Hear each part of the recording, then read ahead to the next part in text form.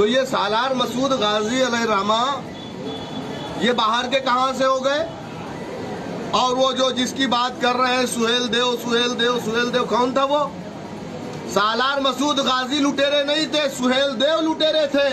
देश के जो अखंडता की, सभ्यता की, संस्कृति की रक्षा किया ऐसे महापुरुष राष्ट्रवीर महाराजा सुहेल देव राजभर जी के बारे में लुटेरा शब्द कहना ये तो राष्ट्रद्रोह जैसा कृत्य है।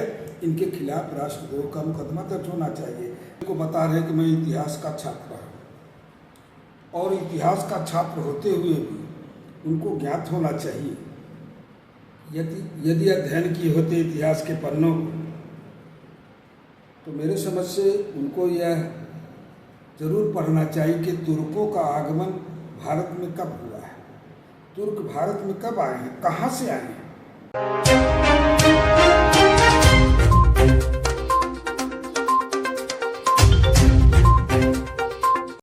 तो ये सालार मसूद गाजी अलैहिर्रहमा ये बाहर के कहां से हो गए? और वो जो जिसकी बात कर रहे हैं सुहेल देव कौन था वो? सालार मसूद गाजी लुटेरे नहीं थे, सुहेल देव लुटेरे थे।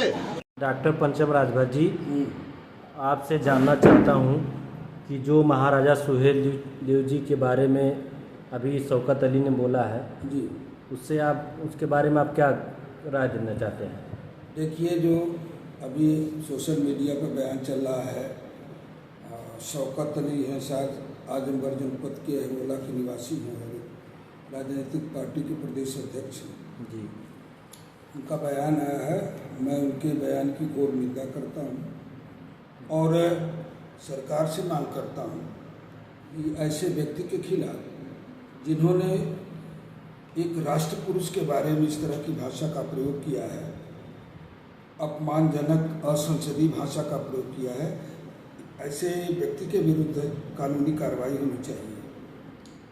मुझे दुख हुआ जब शौकत अली अपने को बता रहे कि मैं इतिहास का छात्र हूँ और इतिहास का छात्र होते हुए भी उनको ज्ञात होना चाहिए, यदि अध्ययन किए होते इतिहास के पन्नों को तो मेरे समझ से उनको यह जरूर पढ़ना चाहिए कि तुर्कों का आगमन भारत में कब हुआ है, तुर्क भारत में कब आए हैं, कहाँ से आए हैं।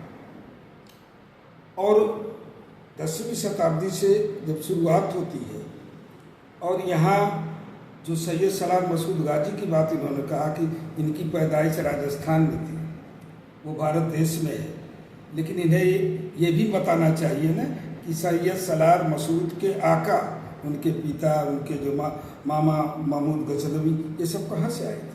क्या भारत के निवासी थे? किस लिए आए थे? उनका उद्देश्य क्या था भारत में आने का?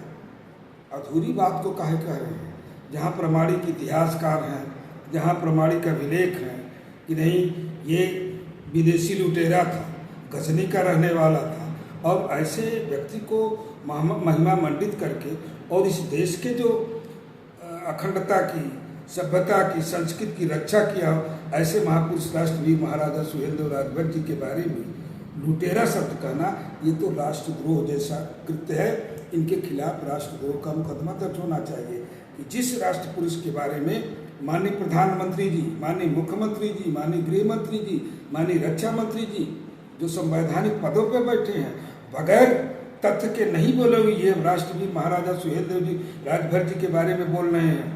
उनके नाम से भारत में विश्वविद्यालय, डाक टिकट, ट्रेन और ये अपना पर्यटन स्थल, ये तमाम योजनाएं चालू कर रहे हैं, तो क्या वो राष्ट्रद्रोही थे महाराजा सुहेल देव?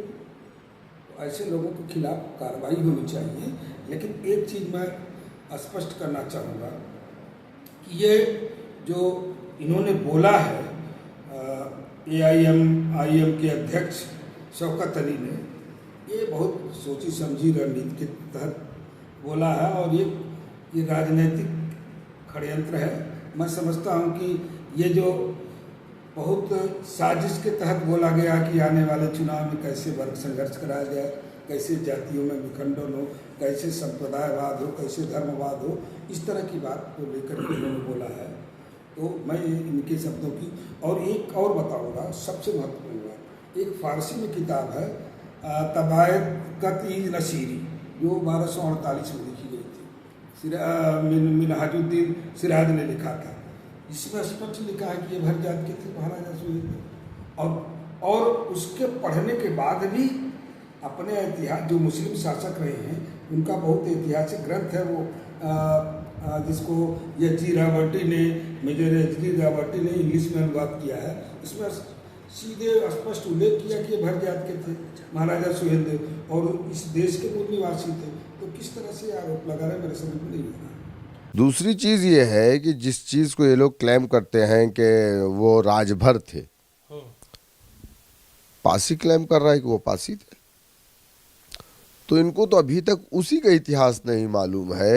दूसरा बयान यह था कि महाराजा सुहेल देव जी कोई जैनी या अन्य जाति का बताते हैं। अच्छा हाँ, जाति के बारे में जैसे है, अब एक छोटा उदाहरण दे दूँ कि मैंने जो माननीय प्रधानमंत्री जी ने, माननीय मुख्यमंत्री जी ने यहाँ बहराइच में सुहेल देवी के नाम पे एक राष्ट्रीय स्मारक स्थल बनाया है, वहाँ उनके नाम के आगे राजभर शब्द जोड़ने के लिए मैंने जिलाधिकारी को प्रत्यावेदन दिया। जिलाधिकारी ने निदेशक संस्कृत को दिया, संस्कृत निदेशक ने उत्तर प्रदेश अभिलेखागार, राजकीय अभिलेखागार को दिया। वहाँ से 26 नवंबर 2024 को रिपोर्ट बन के आई कि नहीं, 4 बिंदुओं पे कि ये भर जात के थे, और वो 6 जनवरी 2025 को गया है जिलाधिकारी बहराइच के डायरेक्टर कल्चर के हाथ, लेकिन आज तक उस पर निर्णय नहीं हुआ।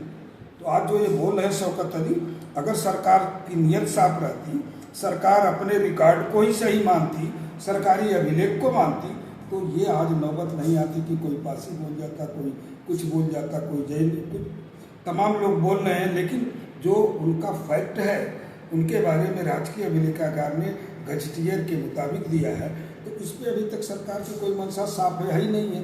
राजनीतिक दल के लोग खाली अपना रोटी सेक रहे हैं, चाहे किसी में किसी राजनीतिक दल का नाम नहीं लूँगा, लेकिन अगर सरकार की मंशा साफ रहती तो जिस तरह से पंडित दीनदयाल उपाध्याय जी का नाम क्लियर हो सकता है, लेकिन महाराजा सुहेल देव जी के बारे में अगर राजकीय अभिलेखागार ने लिख के दिया तो उनका नाम नहीं हो रहा, ये तो दुखद है। ये एक राजनीतिक चाल भी कहा जा सकता है। लेकिन मैं मांग करता हूँ कि अगर शौकत अली ने इस तरह का बयान दिया है और वो जो कह रहे हैं ये निंदनीय है, और मैं घोर निंदा भी करता हूँ, और ऐसे व्यक्ति के खिलाफ कानूनी कार्रवाई होनी चाहिए, ऐसी सरकार से मांग करता हूँ। बहुत बहुत धन्यवाद सर। अगर आप चैनल पे नए हो तो चैनल को सब्सक्राइब करना ना भूले। वीडियो को ज़्यादा से ज़्यादा शेयर कीजिए।